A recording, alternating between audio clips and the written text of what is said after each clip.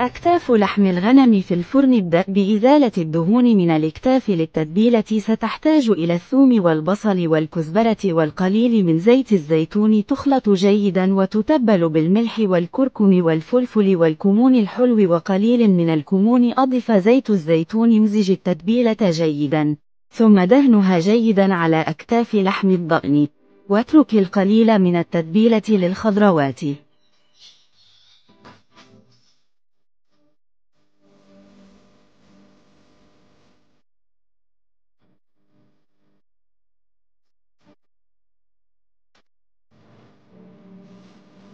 نغطيها بورق الخبز ونغلفها بورق الألومنيوم بإحكام. يضاف الماء ويطهى لمدة 2 و40 دقيقة عند 180 درجة. قدميها مع الخضار أو الأرز. إذا أعجبكم الفيديو أكرمونا بتعليق واشتراك في القناة ليصلكم كل جديد.